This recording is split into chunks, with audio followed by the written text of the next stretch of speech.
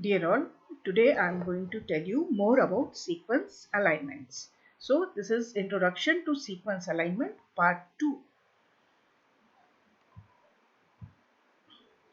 Method to write an alignment.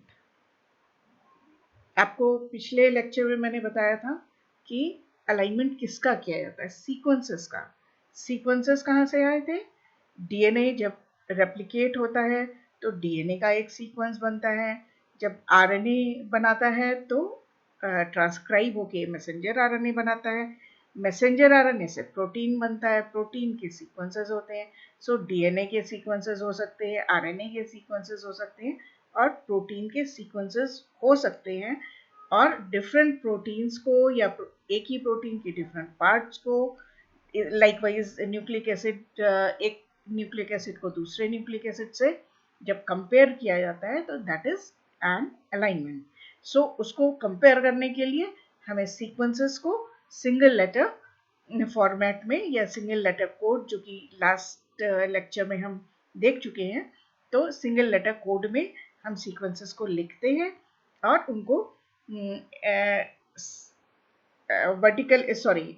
Horizontally लिख के एक दूसरे के बाद लिखते चले जाते हैं, और उससे उनको जब पोजीशन वाइज हम कंपेयर करते हैं एक सीक्वेंस को दूसरे सीक्वेंस से, और this is called alignment.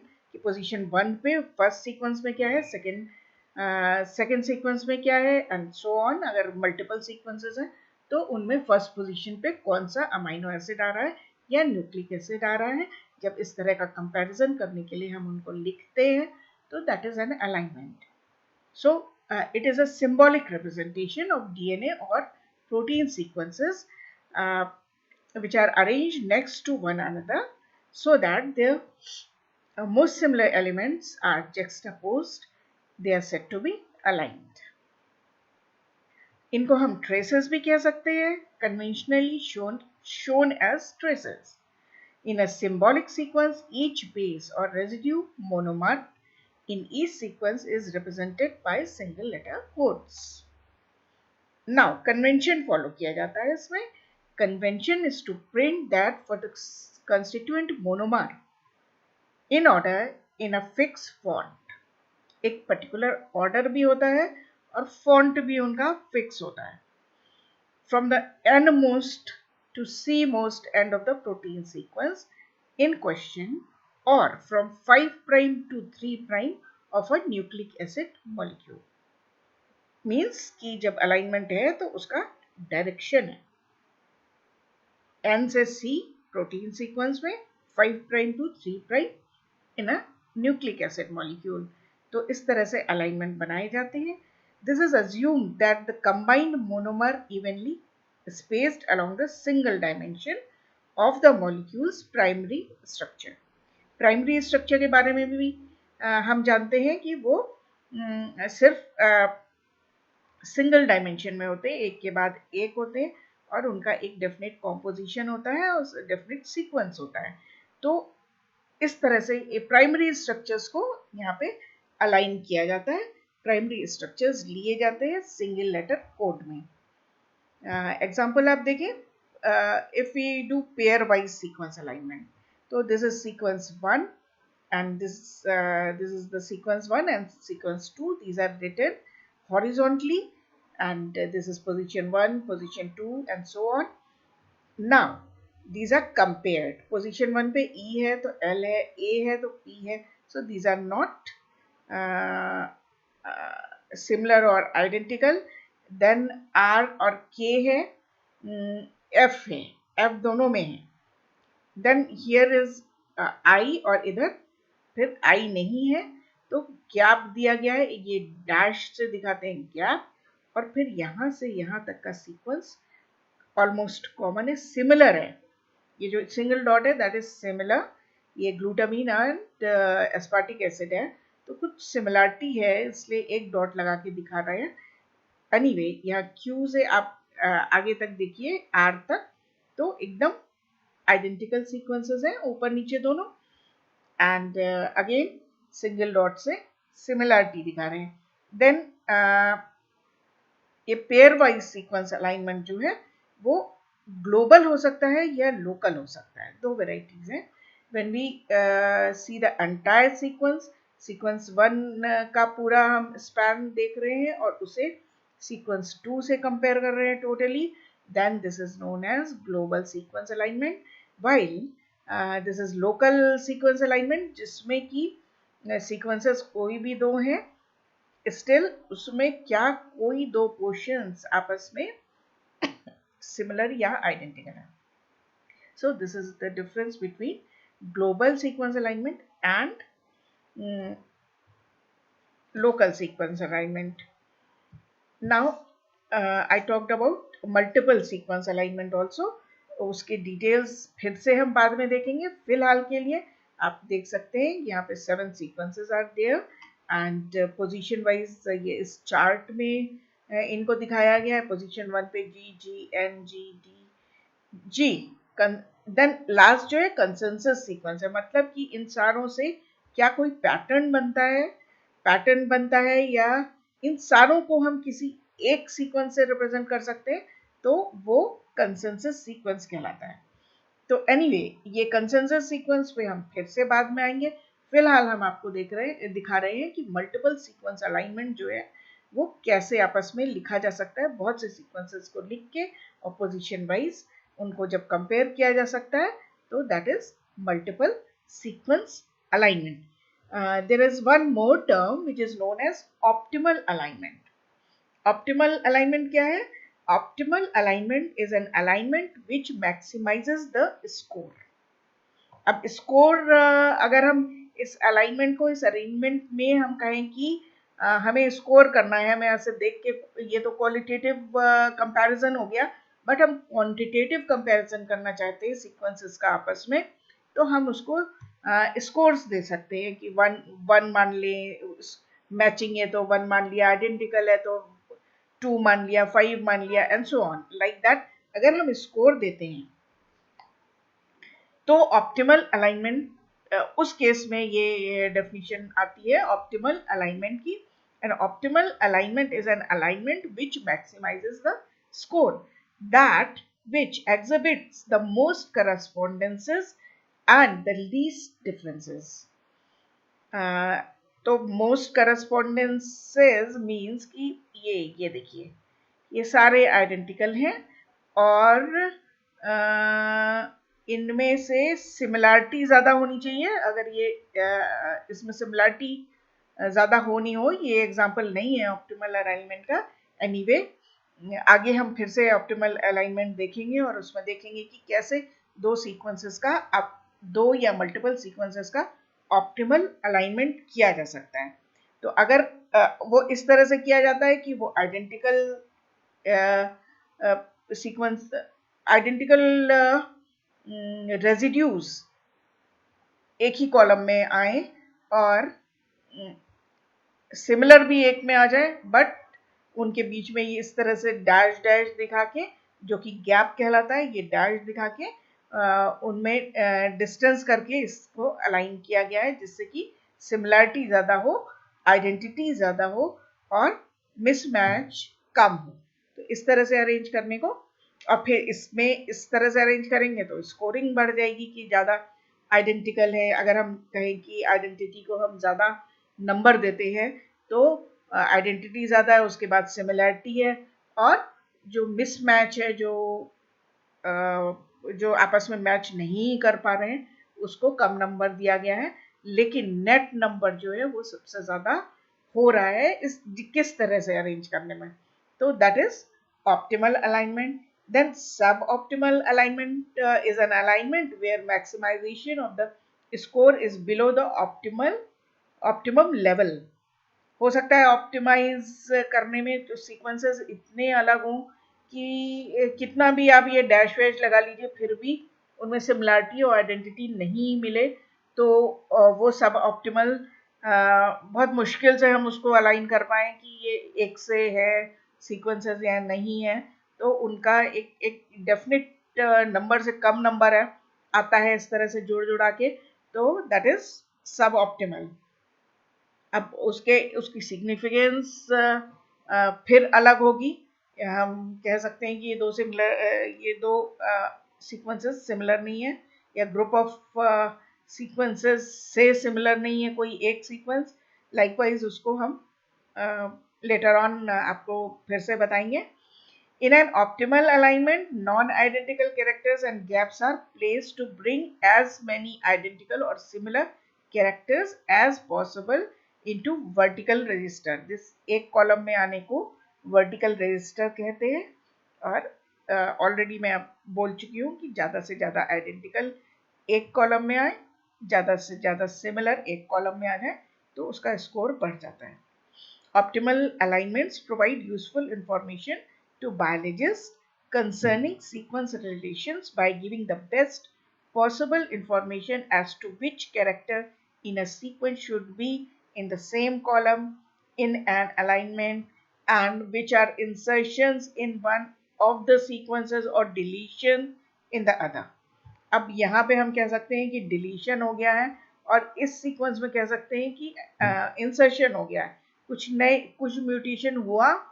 Original ये था, ये दो ओरिजिनल अगर कह देते तो उसके बाद क्या हुआ कि कुछ जो थे वो डिलीट हो गए, कुछ सीक्वेंसेस वाले न्यूक्लियोटाइड्स डिलीट हो गए, और फिर यहाँ पे फिर से अपीयर हो गए, फिर यहाँ पे दूसरे कोई अपीयर हो गए।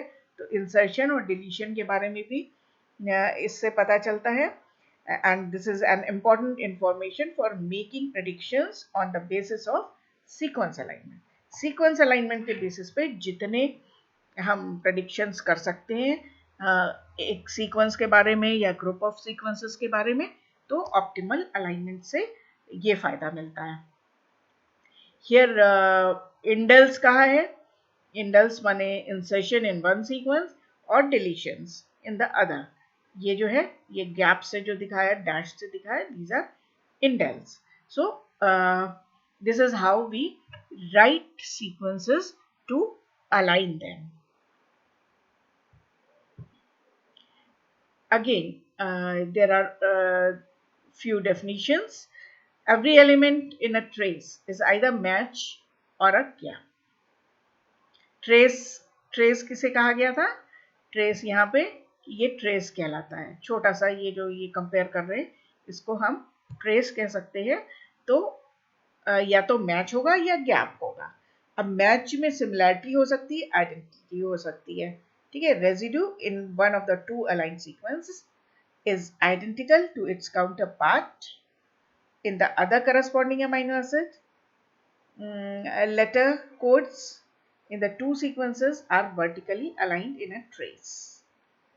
Gap अभी हमने देखा, when a residue in one sequence seems to have been deleted since the assumed divergence of sequence from its counterpart, its absence is labeled by dash in the derived sequence. Since these dashes represent gap, mutations are annotated as gaps in the sequence in one or the other sequence. Now, gapping, action of inserting such spacers.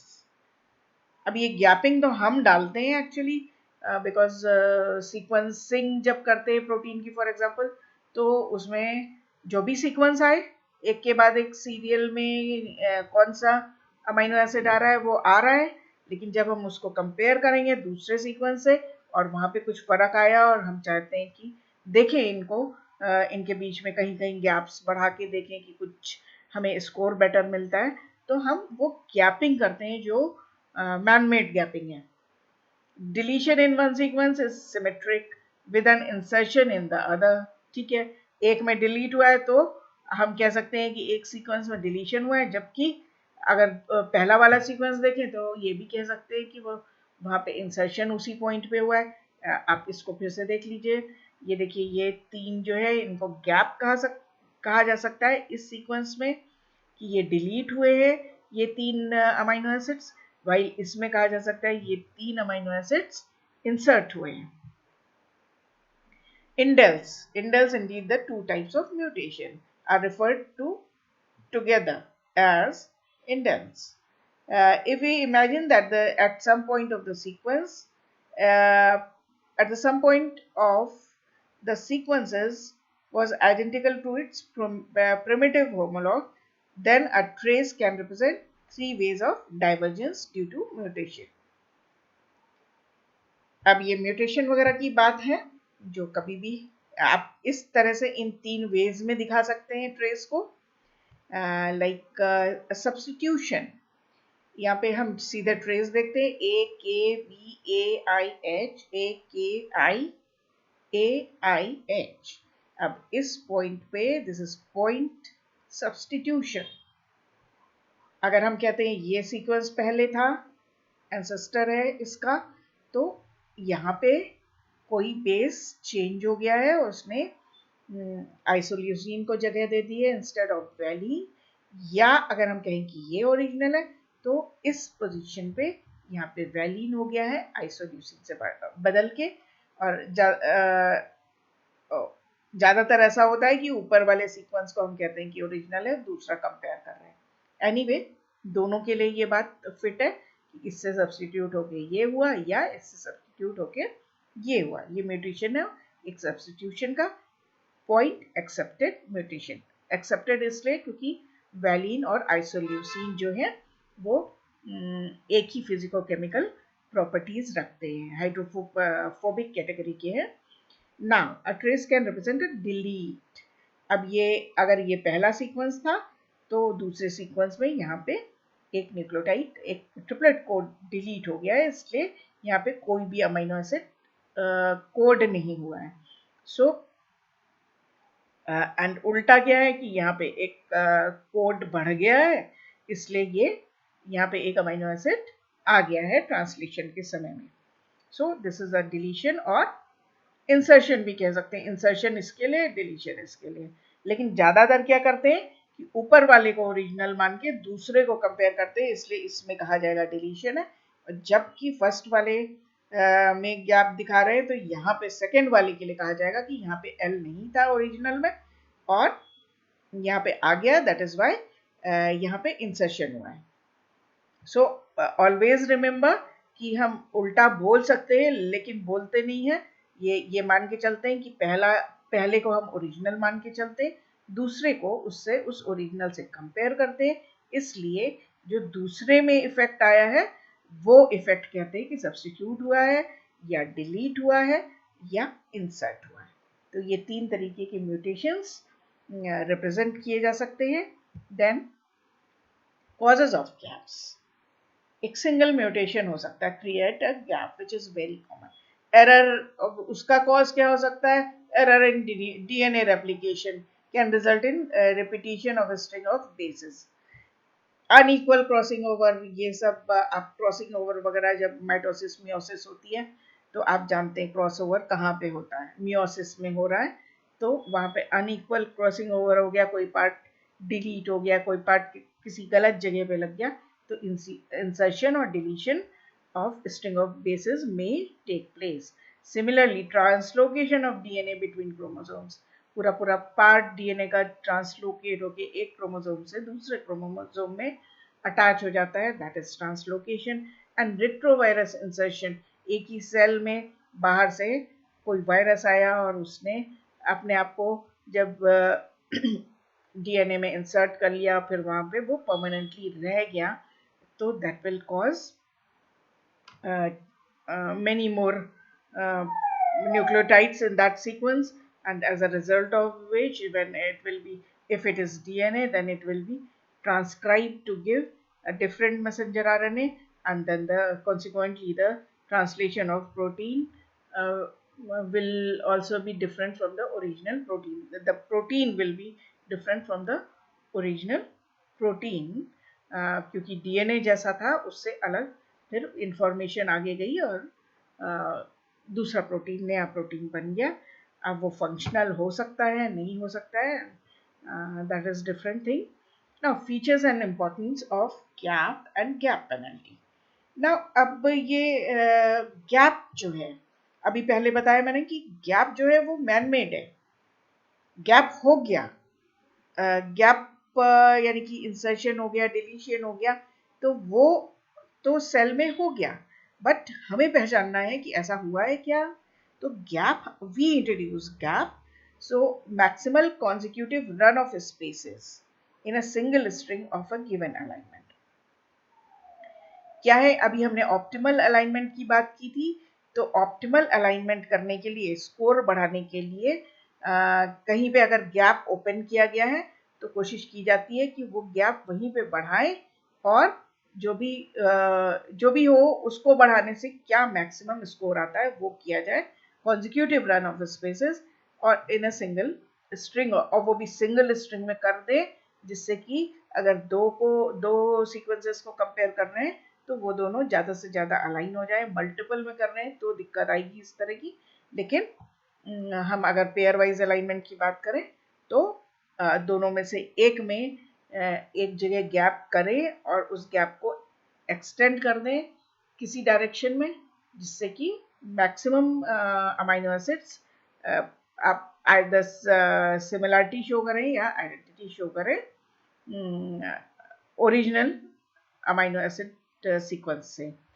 Atomic insertion और deletion of a सब string, फिर तो दूसरों में ही इस insertion या deletion करना पड़ेगा। एंड ये अगेन म्यूटेशन जो हो रहा है वो डिफरेंट साइजेस के गैप क्रिएट करवा सकता है, और स्कोरिंग के लिए ये किया जाता है कि ज़्यादा से ज़्यादा बेटर स्कोर आए। बेटर माने, अब बेटर का जो भी अभी हम आगे चल के देखेंगे कि क्या क्राइटेरिया या रूल्स होते हैं गैप को मेजर करने के। क्वांटिटेटिव मेजर्स देखेंगे।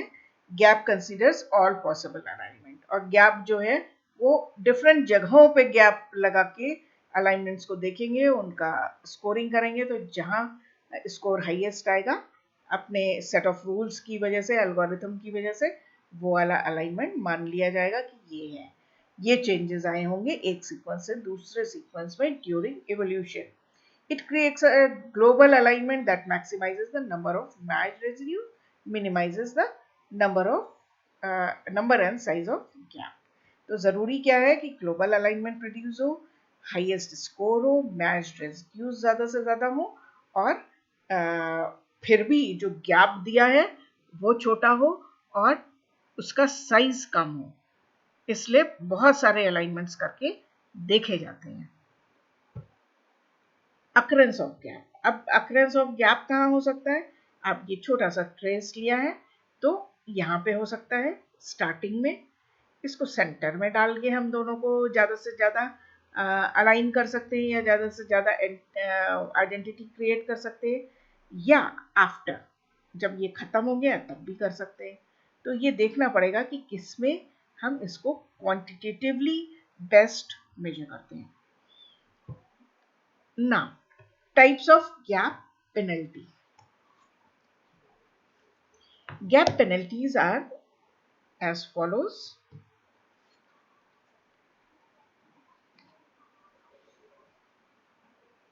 Constant gap penalty हो सकती है, linear हो सकती है, affine, convex and profile based variable gap penalties हो सकती हैं।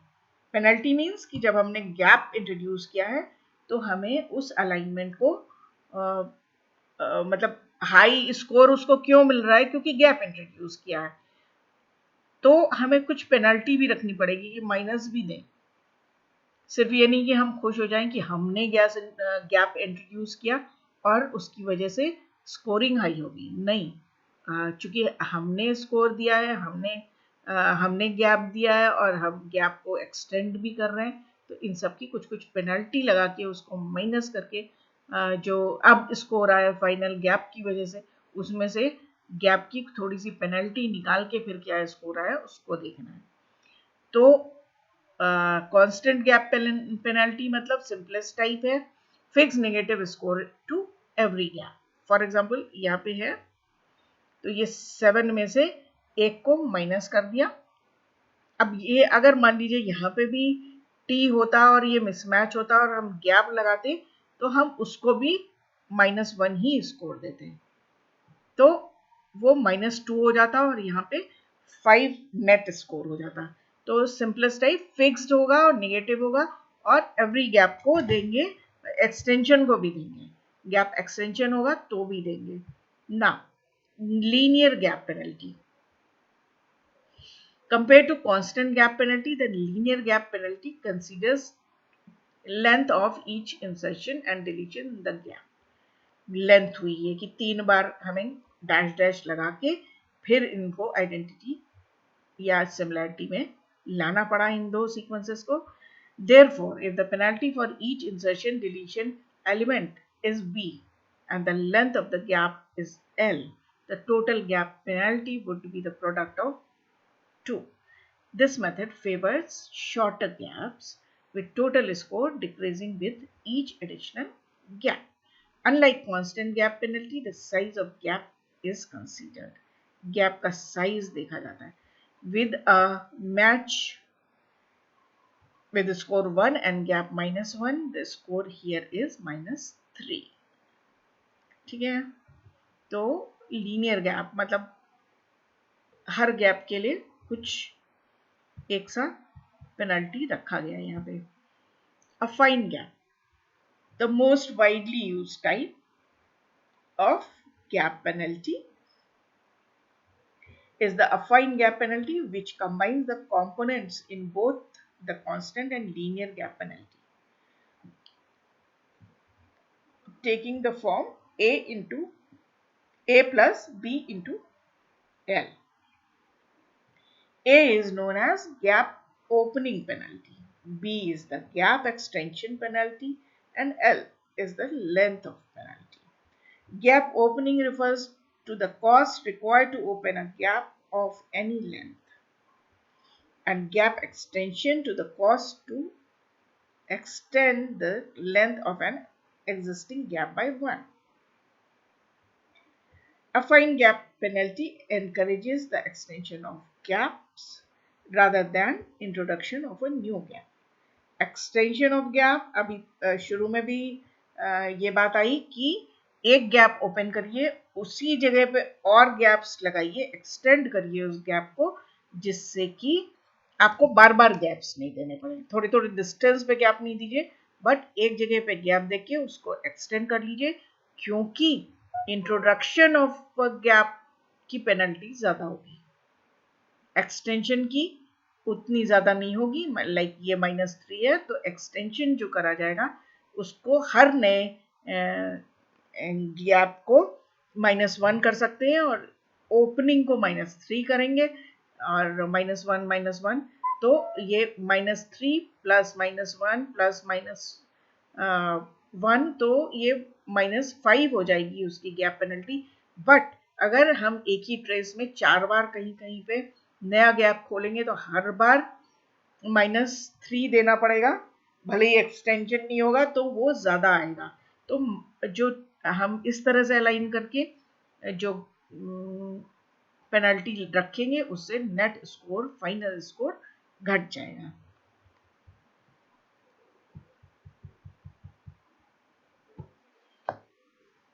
इसके अलावा और भी गैप पेनल्टीज हैं. Convex gap penalty, using the affine gap penalty requires the assigning of fixed penalty values for both opening and extending a gap. This can be too rigid for use in a biological context. Biology में fix नहीं कर सकते कि आप क्या score रखो, क्योंकि उसकी वैल्यू वेरी करती है सीक्वेंस टू सीक्वेंस और कंडीशन टू कंडीशन. हम क्या कंपेयर कर रहे हैं. The logarithmic gap takes the form of G into L, which is equal to A plus CI L, and was proposed as studies had shown the distribution of indel sizes obey a power law. Indel भी बताया था, insertion और deletion को spaces से दिखाना या gap दिखाना. that size obeys a power law. Another proposed issue with the use of affine gap is the favoritism of aligning sequences with shorter gaps. Man-made gaps है तो हम हर हाल में ये देख लेंगे कि अगर हम affine gap लगा रहे हैं तो हमारा बस स्कोर ज्यादा आ जाए किसी तरीके से, तो उसको भी कंसीडर करना पड़ेगा कि स्कोर नहीं, एक्चुअल हमें फैक्ट तक हम जाना चाह रहे हैं कि ये दो सीक्वेंसेस आपस में कितने सिमिलर या कितने आइडेंटिकल है, इसलिए कोई कोई वहाँ पे ग्रीड नहीं होनी चाहिए कि ऐसा कर दें तो बेटर स्कोर आ जाए। तो उसको भी कवर करने के लिए कॉन्वेक्स गैप पेनल्टी लाई गई, जिसमें कि जिसमें कि लॉगरिथमिक प्रोसीजर अप्लाई करना पड़ा। Logarithmic gap penalty was invented to modify the affine gap so that long gaps are desirable. अब यहाँ पे लॉन्ग गैप्स की बात हो रही है, जो कि अफाइन गैप में कहा गया कि कम से कम लंबा गैप रखो। However, in contrast to this, it has been found that using logarithmic models had produced poor alignments when compared to affine models. अब ये दोनों कंट्रास्ट है कि अफाइन गैप से बेटर स्कोर्स आ रहे हैं और कॉन्वेक्स गैप पेनल्टी से वही अलाइनमेंट कम स्कोर दे रहा है। सो that will vary according to situation and sequences to be compared. तो उसके लिए कोई फिक्स बात नहीं हो सकती, वो अलग ही अलग उसकी वैल्यू होगी, कब अफाइन यूज करो, कब कॉन्वेक्स गैप पेनल्टी यूज करो। Finally, profile based variable gap penalties. Profile alignment algorithms are powerful tools for detecting protein homology relationships with improved alignment accuracy. Profile alignments are based on statistical indel frequency profiles from multiple sequence alignments generated by tool PSI Blast, such as, rather than using substitution matrices to measure the similarity of amino acid pairs, profile alignment methods require a profile-based scoring function to measure the similarity of profile vector pairs. Profile alignments employ gap penalty functions. The gap information is usually used in the form of indel frequency profiles, which is more specific for the sequences to be aligned. ClustalW and Moffett adopted this kind of gap penalty determination for their multiple sequence alignments. So multiple sequence alignment में ClustalW और Moffett tool का इस्तेमाल किया जाता है। Alignment accuracies can be improved using this model, especially for proteins with low sequence identity. Some profile alignment algorithms also run the secondary structure information as one term in their scoring function, which improves alignment accuracy. So, ये gap penalties के लिए है। Profile क्या होता है, profile frequencies क्या होती है, वो हम आगे के चैप्टर्स में पढ़ेंगे। और सम टोटल यही है कि गैप्स देने पड़ते हैं और गैप्स देने से देखा जाता है, हर तरह का गैप दे के, हर तरह के गैप को एक्सटेंड करके, उस पर आइदर लॉग लगा के या स्टैटिस्टिकल मॉडल्स यूज करके उसको देखा जाता है कि कौन सा स्कोर बेस्ट है, और उसको यूज करके सीक्वेंसेस के बारे में प्रेडिक्शंस किए जा सकते हैं। Now this is regular gap penalty and again advance dynamic programming क्या होती है वो हम आगे देखेंगे। फिलहाल हम यहाँ पे देख रहे हैं कि रेगुलर गैप पेनल्टी कैसे दी जा सकती है। तो आइडेंटिटी को 2 मार्क्स दिए हैं और माइनस गैप को 1 दिया हुआ है। तो अब आप देखिए ये इसका नेट स्कोर 3 आ रहा है, क्योंकि यहाँ पे माइनस माइनस भी है बहुत सारा। इसी को अफाइन गैप पेनल्टी दिया गया है तो स्कोर इसका बढ़ जाता है। देन रेगुलर गैप पेनल्टी में स्कोर 3 है, तो अफाइन गैप पेनल्टी से 5 तक स्कोर जा रहा है। तो इस तरह से ये दोनों तरीके के रूल्स लगा के फिर सीक्वेंसेस को कंपेयर करके उनमें से पता किया जाता है कि किस स्कोर में क्या आ रहा है एंड फाइनली ऑफ कोर्स ये स्कोर्स तो आए हैं, मगर उनकी वैल्यू क्या है और उनको मानना चाहिए नहीं मानना चाहिए, उनसे प्रेडिक्ट करना चाहिए सीक्वेंसेस के बारे में, वो डिफरेंट क्वेश्चन है और वो डिफरेंट तरीकों से सॉल्व किया जाता है। उनके लिए एल्गोरिथम्स हैं, उनके लिए टूल्स है, कंपैरिजन के मेथड्स है, और ज़्यादा से ज़्यादा कोशिश की जाती है कि गैप और गैप पेनल्टीज बढ़ा के कुछ सही एनालिसिस की जा सके सीक्वेंसेस के बारे में, जो भी जिस भी तरह की उनका स्ट्रक्चर, उनका फंक्शन, उनकी एवोल्यूशनरी ट्री में उनकी प्लेस कहाँ पे है, उनका प्लेस कहाँ पे होगा। तो ये सब जो मेन कॉन्सिक्वेंसेस ढूंढे जा रहे हैं उनके लिए ये डिफरेंट एक्सरसाइजेस की जाती हैं। Now for doing this, I have consulted many websites, and these are three my books which are now available on Amazon also. So these are books and websites also. Then these are again more websites, and I have used uh, these all for making my lectures, and these are for part 1 and part 2, and maybe for other parts of sequence alignment will be mm, taken from will be made after going through these references. So this was all for today. Thank you. And if you like my lecture, please like it, share it, subscribe it, and keep seeing my lectures. Thank you.